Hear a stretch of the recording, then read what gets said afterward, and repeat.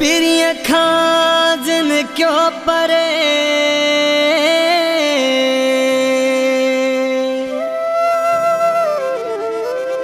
ओशला अल्लाह पटी दुन पाड़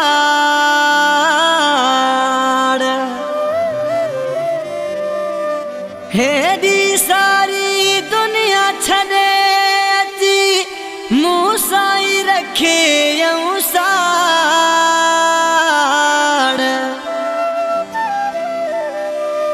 दई कान काड़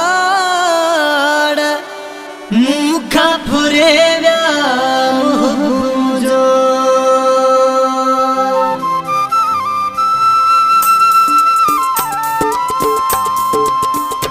रोहेरला हूँ दने मथे खला हूँ द दिल भर छिगो थो कढ़बला हूँ द दिल भर छिगो थो कढ़बला हूँ दन रोहेरला हूँ दने मथे खला हूँ द दिल भर छिगो थो कढ़बला हूँ द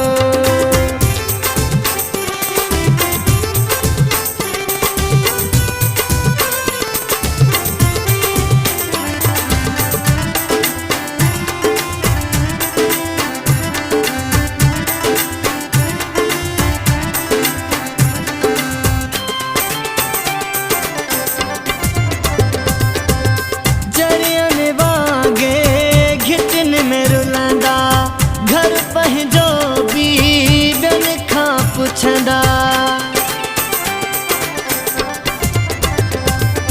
है चरियन वांगे घिटन में रुलंदा घर पंहिंजो बी ॿियनि खां पुछंदा न त बुलट रब कंदो सभु ढिला हूंदा दिल भर छिगो थो कढ़बला हूंदा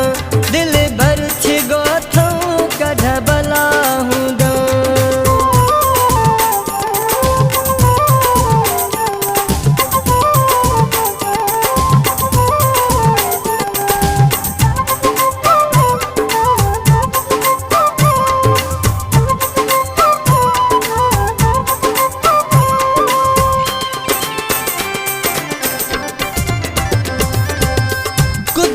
जे कंहिं खेल में पवंदा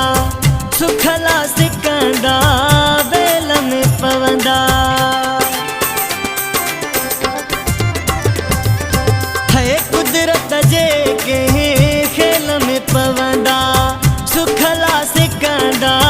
बेल में पवंदा कसम खणाए तारा भी सफ़ा दिला हूंदा दिल भर छिगो थो कढ़बला हूंदा दिल भर छिगो थो कढ़बला हूंदा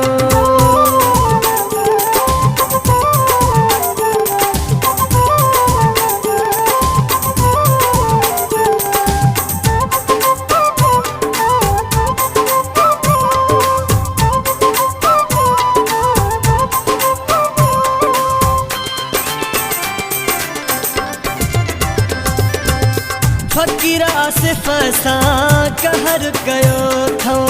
गिलाऊं करे मुखां यार फुरियो थो है फकीर आसिफ सां कहर कयो थो गिलाऊं करे मुखां यार फुरियो थो पंहिंजे पुठियां बि मरण ताईं गिला हूंदा दिल भर छिगो थो कढ़बला हूंदा दिल भर छिगो थो कढ़बला हूंदा रोहेरला हूं